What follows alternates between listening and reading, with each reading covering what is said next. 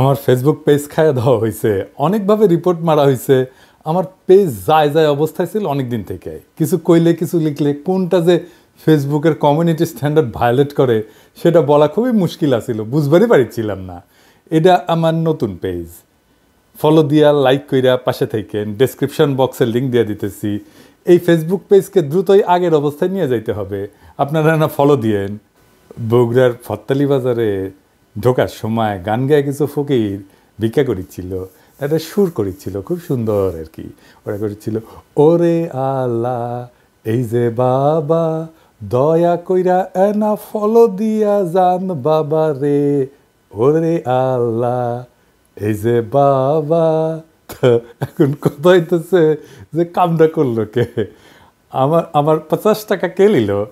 আপাতত হিন্দুত্ববাদী আর আওয়ামী লীগের রাজ্যসভার উল্লাস করা পোস্ট আমরা দেখেছি। এইটা সাহেব দেখেন না নামগুলা, যাক দেখলেন তো কারা কারা উল্লাস করলো। আপনাদের একটা বুদ্ধি শিখাই দিই, সবসময় প্যাটার্ন দেখবেন, প্যাটার্ন কোরিলেশন খুঁজবেন, কোনটার সাথে কোনটা রিলেটেড। ধরেন কাউকে গালাইতেছে মানুষ, এ গালাইতেছে ও গালাইতেছে, মনে হবে সবাই গালাইতেছে। কেন গালাইতেছে আপনারা বুঝবেন না, কার গোয়াকে মারিচ্ছে, সব ধুলায় অন্ধকার। তখন আপনি এদের একটা ক্লাস্টার করবেন, এদের মাঝে কমন কি জিনিস সেটা খুঁজবেন, তখন আপনি পরিষ্কার বুঝতে পারবেন আপনি কার পুচ্ছে আগুন দিচ্ছেন। আমার ফেসবুক পোস্ট আওয়ামী লীগের পুচ্ছে আগুন দেয়, কথা সত্য। হিন্দুত্ববাদী রামসেনাদের পুচ্ছে আগুন দেয়, কথা সত্য। আর ইদানিং প্রগতিশীল বিএনপির পুচ্ছে আগুন দিচ্ছে, এটাও সত্য। আগামীতে যারা ক্ষমতায় যাওয়ার খায়েশ করে তাদের পুচ্ছে আগুন দেয়, এটা সত্য। হাসিনা ইন্টারনেট বন্ধ করে দিছিল। আমরা ইন্টারনেট বন্ধ করিনি, ইন্টারনেট বন্ধ হয়ে গেছে। সেই জন্যেই আগামীতে যারা ক্ষমতায় যেতে চায় তারা সোশ্যাল মিডিয়ার উপরে বিলা। হ্যাঁ বুঝছাও। আবার তাদেরই কেউ কেউ কয় সোশ্যাল মিডিয়া বন্ধ ছিল জন্য আন্দোলন শক্তিশালী হয়েছে। হাসিনা ইন্টারনেট বন্ধ করে দিছিল, ইন্টারনেট বন্ধ করে ক্র্যাকডাউন করলো, আন্দোলন প্রায় স্তব্ধ হয়ে গেছিল জুলাইয়ে। ইন্টারনেট বন্ধ করছিল কেন? ইন্টারনেট বন্ধ করে ইকোনমি বন্ধ হয়ে গেছিল, তার জন্য বাধ্য হয়ে ইন্টারনেট খুলিছে। আবার বাদ ভাগা সুনামির মতো আন্দোলন বিপ্লবে রূপান্তরিত হয়ে ভাষায় নিয়ে গেছে হাসিনাকে। এই সোশ্যাল মিডিয়ায় হয়ে উঠছে লড়াইয়ের প্ল্যাটফর্ম, যোগাযোগের উৎস, লড়াইয়ের বৈধতা তৈরির জায়গা। সেই জন্যেই যারা ক্ষমতায় যাইতে চায়, যারা ক্ষমতায় ছিল, তাদের সবার জন্যেই সোশ্যাল মিডিয়া চক্ষুশূল হয়ে গেছে। এখন এখানে সবচেয়ে বড় প্রবলেম দাঁড়িয়ে গেছে আপনার সোশ্যাল মিডিয়া। আপনাদের তো তবু কিছুটা এথিক্স আছে, কিছুটা জবাবদিহিতা আছে, আপনাদের জবাবদিহি করতে হয়। সোশ্যাল মিডিয়াতে কোনো জবাবদিহিতা নাই, জঘন্য ভাষায় কথাবার্তা বলা হচ্ছে। আপনারা বলবেন এটাকে যেটা গ্রহণযোগ্য? আরেকজন আছেন বিখ্যাত মানুষ, না বলতে চাই না, যিনি সোশ্যাল মিডিয়া করে বিখ্যাত হয়ে গেছেন। তার মুখের ভাষা শুনে তো আমার সন্দেহ হয় যে আমরা কোনো সভ্য দেশে বাস করছি কিনা। তারা সোশ্যাল মিডিয়ার এই শক্তিকে স্বীকার করতে চায় না, কিন্তু গালায় না সময় আবার গালায়। তো আমরা যদি কিছু করবারই না পারি তো গ্যালাস কেন বেটা তোরা? তো এই 3 গ্রুপ তো দেখলেন। চতুর্থ গ্রুপ হইতেছে কচু খেতি। কচু খেতি কি আমি কইছি আগের ভিডিওতে, তাই না? এরা হইতেছে আয়নাঘর বিশেষজ্ঞ, ডিজেএফ এর টেকা খাওয়া কিছু লোকজন, যাদের কাজ হইতেছে ওয়াকারের পুচ্ছে আগুন দিলে তার উপরে ঝাঁপায়া পড়া। এরাই ব্যারিস্টার ফুয়াদের পিছে লাগিয়েছিল, এরাই সরাইছে ব্যারিস্টার ফুয়াদ, আসলে ব্যারিস্টার না, বুঝছেন তো? এই কচু খেতি আনন্দে আত্মহারা হয়েছে। আগে ওই 1 বোতল মারিছে আর কি, হ্যাঁ, আনন্দে তারপরে এইসব পোস্ট আইছে, তাও ঈদের দিন। ওর ঈদের আনন্দ ডাবল হয়েছে যে আমার ফেসবুক জয় বাংলা হয়ে গেছে। তো এই আওয়ামী লীগ, বিএনপি, ওয়াকার আর কচু খেতির মধ্যে কমন জিনিস কি? সাধারণ কমন জিনিস কি? জি ঠিকই ধরেছেন, কলিকাতা হারবাল। এদের পিছে আছে ইন্ডিয়ান ইন্টারেস্ট। কেমনে প্রফেসর ইউনূসকে সরানো যায়, তাড়াতাড়ি একটা নির্বাচন দেওয়া, তারপরে সাত্তারের মতো পাছায় লাথি দিয়ে খেদায় আওয়ামী লীগ আবার ক্ষমতায় আসে। তাইলে তো আর্মির গুম খুন করা জেনারেলরা আর তাদের কমান্ডার হাসিনার বোনজামাই ওয়াকার, যে কিনা ইন্ডিয়ান আর্মি চেপে আছে আর এখন কথা সরকার গঠন করেছিল, যে আসলে চায় নাই প্রফেসর ইউনূস সরকার প্রধান হোক, সেই ওয়াকুরুজ্জামান বাইসা যায়। শুনেন, সে যে চায় নাই প্রফেসর ইউনূস সরকার প্রধান হোক। শুনেন, সেনাপ্রধানের দিক থেকে মূল ভেটোটা ছিল যে ডক্টর মোহাম্মদ ইউনূস কেন, why not any other person. Doctor Mohammad ইউনূসের নামে মামলা আছে, তিনি একজন কনভিক্টেড পারসন। একজন কনভিক্টেড পারসন আসলে কিভাবে একটা দেশের প্রধান উপদেষ্টা হতে পারে? আওয়ামী লীগ একটা লোককে একেবারেই দেখতে পারছে না, এবং বাংলাদেশে তো আলটিমেটলি 30-40% পিপল আওয়ামী লীগকে সাপোর্ট করে। এই 30-40% পিপলের মতামতের বিরুদ্ধে গিয়ে একটা লোককে প্রধান উপদেষ্টা করা উচিত? সেনাপ্রধান লাস্ট আমাদেরকে বলেছিল যে আমি বুকে পাথর চাপা দিয়ে এই সিদ্ধান্তটা মেনে নিচ্ছি। আওয়ামী লীগ ভাগ্যবান, একজন মেডিকেল কলেজ ড্রপ আউট বমিশিয়ালকে তার অনলাইন সিপাসালার হিসাবে পাইছে। ওগুলো সাংবাদিকা ছিল, সাংবাদিকা দেখেছে বিডি নিউজ 24-এ কাজ করেছিল। কচু ক্ষেত্রেরা আরও বেশি ভাগ্যবান, একজন ডাবল ড্রপ আউটকে আপাতত তাদের অনলাইন সিপার সালার হিসেবে পাইছে। সে নাকি একই সাথে ক্যাডেট কলেজ ড্রপ আউট আর আর্মি ড্রপ আউট, সত্য মিথ্যা জানি না কয় মানুষজন আর কি, সেও শেষ পর্যন্ত সাংবাদিক হয়েছে। আমার আলাপ সেই নিয়ে না, আমার আলাপ এক গভীর রাজনৈতিক বিষয় নিয়ে। পোস্ট কইরা ঝাড়ি খেয়ে মুছে দিছে, কিন্তু একটা বেফাস কমেন্ট করে ফেলেছিল, সেটা নিয়ে আলাপ। সে আবার বিশিষ্ট সাহসী, কলজা ব্যাকটেরিয়ার মতো, পোস্ট দিয়ে আবার মুছে। আজকার যে পীরের খাদেম, সে ওই যে ওয়াকার পীরের খাদেম, সে ওয়াকারের সমালোচনা করে পোস্টাইছিল কয়েক মাস আগে, সেটাও মুছেছে। এমনই বিপ্লবী আর কি, সাহসী। যাই হোক, কি বেফাস কথা, মারাত্মক কথা কইছিল, সেটা না দেখি। আমার ফেসবুক ডিজেবল হওয়া নিয়ে কচু ক্ষেতের পোস্টে একজন কমেন্ট করেছে, ঈদের দিনে এমন হিংসার ছোটলামকি করে মানুষ। সে কমেন্টের উত্তরে সে আমাকে কাফের বলছে, কাফের কাফের। সে বলছে একজন কাফেরের কথা শোনা কি ঠিক? দেখেন, এইটা সে বড় করে দেখান, বড় আলেম এসে গেছে। বাংলাদেশের আলেমরা ওনাদের ওয়াজে আমার কথা বলেন, দোয়া করেন, কত দোয়া করেন, আর কচু খেতি হুজুর ফতোয়া দিতেছে আমারে কাফের বইলা।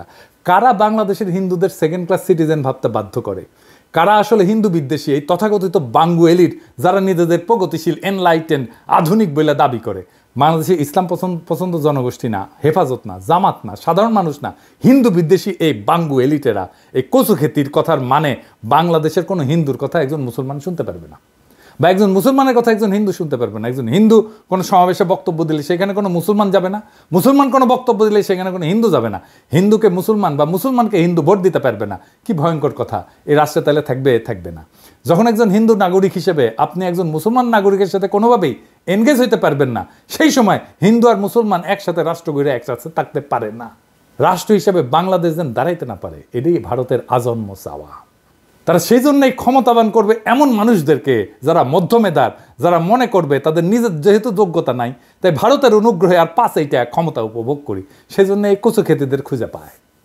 এই জন্য ডাবল ড্রপ আউট পছন্দ। এই সিলসিলা অনেক পুরানা। মুজিবকে কেমনে খুঁজে বের করছিল সোহরাওয়ার্দীর বডিগার্ড? কলকাতায় পড়িছে না? তারা জানতো যে সে ফেলটুস ছাত্র, দামরা বিশ্ববিদ্যালয়ের গণ্ডি পার হইতে পারে নাই। হাসিনা ও ঘষ্টায় ডিগ্রি পাস করেছে 6 বছরে। বুকের স্ট্যান্ড লাগানো বনজামাই কোটায় করা ওয়াকার সেনাপ্রধান, ওইও একই রকম, ওরও যোগ্যতা ছিল না সেনাপ্রধান হওয়ার। তাই খুঁজে বের করেছে ডাবল ড্রপ আউট অনুসন্ধানী কচু খেতিরে। আল জাজিরা মনে বেশি টাকা পয়সা দেয় না তাদের কর্মচারীদের উপরি ইনকামের জন্য। বাংলাদেশের আয়নাঘর বিশেষজ্ঞ মিলিটারি এজেন্সির আর ইন্ডিয়ার ভাড়া খাটতে হয় এদের, দুঃখজনক। যাই হোক, আজ আর বেশি না দেই, কচু ক্ষেতের কচু আস্তে আস্তে আন্দাইতে হবে। এবার আসেন আজকের মূল আলাপে। ঈদের র্যালি হয়েছে এবার, সুলতানি আমলের ঐতিহ্য অনুসরণ করে র্যালিটা হয়েছে। এটা বাংলাদেশের ঈদের আনুষ্ঠানিকতা একটা নতুন সংযোজন, কিছুটা সমালোচনার জন্ম দিচ্ছে। বিভিন্ন মোটিভের ব্যবহার নিয়ে আমার সাথে ইজাজের বেশ কিছু আইডিয়ার এক্সচেঞ্জ হয়েছিল, কিন্তু এই পুরো প্রক্রিয়ার সাথে যুক্ত থাকা আমার পক্ষে সম্ভব হয় না। তাই যে সমস্ত প্রতিক্রিয়া আসছে তার আলোকে ভবিষ্যতের র্যালিগুলোকে, বিশেষ করে পয়লা বৈশাখের র্যালি সর্বাঙ্গ সুন্দর হবে বলে আশা করি। আমরা এই র্যালির ভুল ত্রুটিগুলোকে ক্ষমাসুন্দর দৃষ্টিতে দেখার আহ্বান জানাই, মানে ঈদের র্যালি। আর একটা জিনিস মনে রাখবেন, কারা এই র্যালির জিনিস নিয়ে কারা আলোচনাটা তুলিছে? আওয়ামী লীগাররা। দেখে দিচ্ছি, দেখেন, ওদের কথায় নাইছেন না। আওয়ামী লীগাররা যেটি আলাপ তুলবে সেটার মধ্যে ঢুকবেনই না। আগে দেখবেন আওয়ামী লীগাররা কী করছে এটা নিয়ে, যেটা কবে তার উল্টা দিকে বসবেন, বুঝছেন? এবার আসেন পয়লা বৈশাখের শোভাযাত্রা নিয়ে। পয়লা বৈশাখ আমরা কীভাবে পালন করব? পয়লা বৈশাখ তো আওয়ামী ন্যারেটিভ প্রতিষ্ঠার জায়গা ছিল, চারুকলা তো আওয়ামী দুর্গ ছিল, ছায়ানটের সব কয়টা তো আওয়ামী বাকশালী অ্যাক্টিভিস্ট, সাপোর্টার না অ্যাক্টিভিস্ট। রমনার বটমূলে যে গান গায় সেটা কেয়ারফুলি সিলেক্টেড, যা আওয়ামী বয়ানকেই তুলে ধরে। আপনার শোভাযাত্রার থিম ধরে সেই সময় বাংলাদেশের পলিটিক্যাল স্ট্রাগলের গতিমুখ ধরতে পারবেন, এবং বাংলাদেশের প্রগতিবাদীরা কি পলিটিক্যাল স্ট্যান্ড নিচ্ছে সেটাও ধরতে পারবেন। 2012 সালে তাদের থিম ছিল রাজাকার মুক্ত বাংলাদেশ, মুক্তিযুদ্ধের অনিঃশেষ। তখন চলতেছে পুরাদমে জামাত নেতাদের ফাঁসি দেওয়ার প্রস্তুতি। 2014 সাল ফাঁকা মাঠে গোলের নির্বাচন করেছে আওয়ামী লীগ। আওয়ামী লীগারদের মনে ভয় শঙ্কা, টিকবে তো সরকার। তারা থিম নিল উদ্ধত করো, জাগ্রত করো, নির্ভয় করো হয়ে। সবচেয়ে ইন্টারেস্টিং 2021 সালের থিম। তখন সারা দুনিয়ায় র্যাবের মানবাধিকার লঙ্ঘনের বিরুদ্ধে প্রচারণা, স্যাংশন আসতে পারে, এটাও র্যাব জানে। তারা থিম নিল কালো ভয়ঙ্করের বেশে এবার ওই আসে সুন্দর। পয়লা বৈশাখের শোভাযাত্রার নাম করা হয় মঙ্গল শোভাযাত্রা। কলকাতার আনন্দবাজার নিউজ করত ঢাকার পয়লা যেন কলকাতার দুর্গাপূজার অষ্টমীর এক ডালিয়া। এইটাই ছিল কলকাতার জমিদার হিন্দুর পূর্ব বাংলার জয়। সে কালচারালি বাংলাদেশকে জয় করলো। মঙ্গল শোভাযাত্রা দিয়ে। আর কি হইতো? ইসলামকে ডেমোনাইজ করা হইতো, দাড়ি টুপি পরা ফিগার বানায় তাহলে ডেমোনাইজ করার দানবায়ন করা হইতো, আর আওয়ামী ন্যারেটিভের প্রচার করা হইতো। আমরা একটা উদাহরণ দিয়ে বুঝি, আসেন দেখি। এইটা মঙ্গল শোভাযাত্রা, ভালো কইরা দেখেন। কি কি দেখতেছেন? নৌকা চলতেছে, তাই না? হাসি খুশি কিছু মানুষ নৌকাটা চালাইতেছে, তাই না? আর পিছে থেকে এক রাক্ষস তারে খাইতে আসতেছে। এই রাক্ষস মোটিভ শোভাযাত্রায় বারে বারে ব্যবহার করা হয়। সে মোটিভটা কি, এটা আরো স্পষ্ট করিয়া দেখেন পরের ছবিতে। এইটারে চারুকলায় তারা বলেন মৌলবাদী শক্তি। তাই কালো গায়ের রং, শরীরে ছাপাতি, পিস্তল আঁকা, মুখে দাড়ি টুপি দৃশ্যমান। এটা দেওয়া ভালো নাকি খারাপ সে আলাপে যাইতেছি না, আমি একটা ভিন্ন আলাপ তুলতেছি। তাহলে মঙ্গল শোভাযাত্রার এই মোটিভ নির্বাচন এবং প্রদর্শনের পিছনে একটা সুনির্দিষ্ট রাজনৈতিক চিন্তা আছে। এই চিন্তা চারুকলা লুকায় না। তারা বলে না যে কোন মোটিভ দিয়ে কি বুঝাইতে চাইতেছে, যদিও নৌকার পিছনে রাক্ষস দেখায় কইবে না যে এই নৌকা হইতেছে আওয়ামী লীগের, রাক্ষস হইতেছে জামাত বিএনপি, কিন্তু মানুষ যা বুঝার বুঝতে নেবে। তাহলে মঙ্গল শোভাযাত্রা একটা পলিটিক্যাল প্রজেক্ট। এই পলিটিক্যাল প্রজেক্ট তো সার্বজনীন হতে পারে না। আপনার পলিটিক্যাল প্রজেক্ট তো আপনি সবাইকে মানতে বাধ্য করতে পারেন না। আপনার রাজনীতি তো সবাই করে না।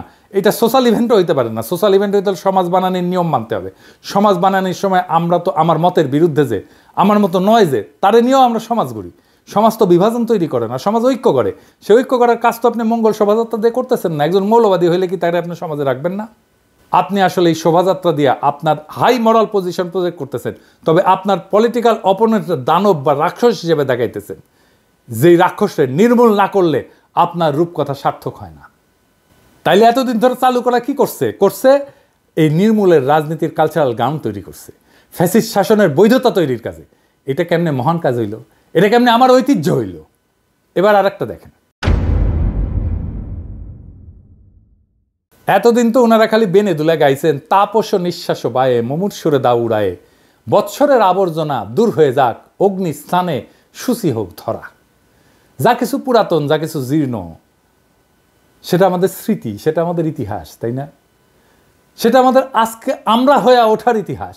এই পুরানোটা তো আমরা ভাষায় দিতে পারি না, মুমূর্ষুরে আমরা উড়াই দিতে পারি না। তারে রক্ষা করা আমাদের কর্তব্য। এই ধরা বা পৃথিবী অসুচি না, অপবিত্র না যে তারে আগুনে পুড়ে পবিত্র বা সূচি করাইতে হবে। আগুনে দিয়ে পুরায় সূচি করার ধারণা অগ্নি উপাসকদের ধারণা। এটা ওয়ার অন টেররের প্রজেক্ট, আদার বা অপরের বোমা মেরা নির্মূল করার প্রজেক্ট। আপনার দুনিয়ারে অপবিত্র বা অসুচি কইরা রাখছে, আপনি তাদের জ্বালায়া পুরাইয়া দিয়ে পবিত্র করবেন। এইবারে সেই গানটার এই মোটিভ বানাইছে। তাই ওদের মূল মোটিভ চক্ষু বড় বড় কইরা ভয় দেখায়নি জল জ্বলে সূর্য। আর যাই হোক, বুদ্ধি হ্যাজ, হাতে তো কার্পেট বোমা নিয়ে শোভাযাত্রা করা যায় না, তাই ওইটা করিছে। এইটারে ইউনেস্কো হেরিটেজের মর্যাদা দিচ্ছে। ইউনেস্কোর ঢাকা অফিসে বসতো সব ইন্ডিয়ান মাল, এখনো মনে হয় বসে। এরাই এই আকামটা করেছে। আসেন এবার হেরিটেজ নিয়ে দেখি। ইউনেস্কো মঙ্গল শোভাযাত্রাকে আমাদের সাংস্কৃতিক ঐতিহ্য বলে ঘোষণা করেছে। এটা দেখার পর আমার মনে যে প্রশ্ন প্রবলভাবে ঘুরপাক খাচ্ছে, সেটা হচ্ছে ঐতিহ্য বলতে ইউনেস্কো কি বুঝে, আর কোন কোন বৈশিষ্ট্য থাকলে কিছু ঐতিহ্য হয়ে ওঠে। বাংলায় ঐতিহ্য বলতে যা বোঝায় সেটা থাকতে হয় ইতিহাস এবং পরম্পরা। এবং বাংলা ভাষায় ঐতিহ্য মানে ইতিহাস, পরম্পরাগত কথা অথবা পরম্পরাগত উপদেশ বাক্যকে বোঝায়। জ্ঞানেন্দ্র মোহন দাসের বাংলা অভিধানের পৃষ্ঠা 298 দেখেন কি লেখা আছে, দেখেন তো এডিটর সাহেব, দেখেছেন? ইংরেজিতে হেরিটেজ বলতে বোঝায়, বাংলা ঐতিহ্য বলতে তা বোঝায় না। ঐতিহ্য শব্দটা হেরিটেজের ভুল বাংলা। যাই হোক, ইউনেস্কো ইনটেনজিবল কালচারাল হেরিটেজ অর্থে মঙ্গল শোভাযাত্রাকে হেরিটেজ ঘোষণা করছে। ইউনেস্কোর ওয়েবসাইট মতে ইনটেনজিবল কালচারাল হেরিটেজ মানে হচ্ছে সেই সমস্ত বিষয় যা ওরাল ট্র্যাডিশন, পারফর্মিং আর্টস অথবা রিচুয়াল। সেই অর্থে এই মঙ্গল শোভাযাত্রা ওরাল ট্র্যাডিশন তো না, পারফর্মিং আর্টও না, এটা তাহলে একটা রিচুয়াল। মঙ্গল শোভাযাত্রা অবশ্যই একটা সেকুলার রিচুয়াল। ইউনেস্কোর রিচুয়াল স্বীকৃতি পাওয়াতে বঙ্গীয় সেকুলারদের অভিনন্দন জানাতে পারেন, কিন্তু আমরা এটা গ্রহণ করি না। এই রিচুয়াল আমরা কেন মানবো না। এটা আগে ছিল আনন্দ শোভাযাত্রা, এটা থাকবে। মঙ্গল শোভাযাত্রা চলবে না, পিরিয়ড। চারুকলা এটা নিয়ে গ্যাঞ্জাম করিচ্ছে, আমরা চারুকলার এই মাস্তানি সহ্য করব কি? চারুকলা আওয়ামী বাকশালী উৎপাদন কারখানা। বাংলাদেশে ইন্ডিয়ার লাইসপেন্সারি করা ছাড়া এদের আর কোনো অ্যাচিভমেন্ট নাই। কুকি চিনেন নাথান বোম চারুকলার ছাত্র ছিল, আবার হাসিনারে মা ডাকা চঞ্চল চৌধুরী চারুকলার ছাত্র। এই যে এত বড় বিপ্লব হইল, এত ছাত্র জনতা জীবন দিল, সারা দেশ গ্রাফিতিতে ভইরা গেল, চারুকলার কোনো কন্ট্রিবিউশন আছে? অংশগ্রহণ আছে? নাই। এই চারুকলাকে কেন আনন্দ শোভাযাত্রা মাতব্বরি করতে দেব? পয়লা বৈশাখের আনন্দ শোভাযাত্রা শুরু হয়েছিল ক্ষমতার বাইরে থেকে। হাসিনা এটারে ক্ষমতার অংশ বানাইছিল। এইটা ক্ষমতার বাইরে থাকাই ভালো। এই কাজটা করতে হবে ক্ষমতার বাইরে থেকে। এইখানে সরকারের সংশ্লিষ্টতা যত কম থাকে তত ভালো। এটা আয়োজন করুক বিপ্লবী ছাত্র জনতা, আবার একটা ঐক্য তৈরি হোক, গ্রাফিতি শিল্পরা আসুক, তারা আঁকুক, তারা গ্রাফিতি আঁকুক নতুন বাংলাদেশের। এইবার শোভাযাত্রা কেমন হবে এটা একটা গুরুত্বপূর্ণ প্রশ্ন। এখানে আমাদের হইতে হবে innovative, out of the box. আসেন সেটা আমরা ভাইবা দেখি। এই শোভাযাত্রা নিয়ে বাংলাদেশের সংখ্যাগরিষ্ঠ মানুষের বিরোধের জায়গাটা বুঝতে হবে। কোনো প্রাণীর মোটিভ বানায় সেইটারে সেলিব্রেট করাটা মাইনে নিতে পারে না ওনারা। আমি মনে করি ওনাদের এই আপত্তিটা ভ্যালিড। তাইলে আমরা কিভাবে এই শোভাযাত্রা করব? এই শোভাযাত্রা হবে ডিজনি প্যারেডের মতো এইরকম।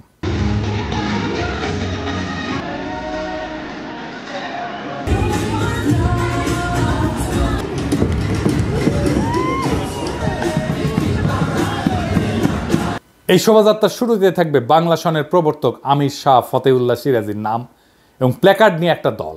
তারা দরকার হলে নানা ধরনের পারফরমেন্স করবে। তারপরে সকল সাধকের নামে দল, শাহ মখদুম, শাহ পরাণ, শাহ জালালের নাম নিয়ে দলগুলা মার্চ করবে একের পর এক। এরপর আসবে ইখতিয়ার উদ্দিন মোহাম্মদ বিন বখতিয়ার খলজির সপ্তদশ অশ্বারোহীর দল, যারা বাংলা বিজয় করছিল, টকবক করে ঘোড়ায় চাইপা। সারদা একাডেমির ঘোড়া আনা থাকবি, এইটা সাহেব না ঘোড়ার সাউন্ড দেন। এই শোভাযাত্রা শেষ হইলে হামাক দিয়েন ঘোড়াগুলা, কিছু জাউরাদের ঘোড়া দিয়ে। গিয়াসউদ্দিন তোগলকের পথ ধরে আসবে সিরাজউদ্দৌলা, মোহনলাল, মীর মদন।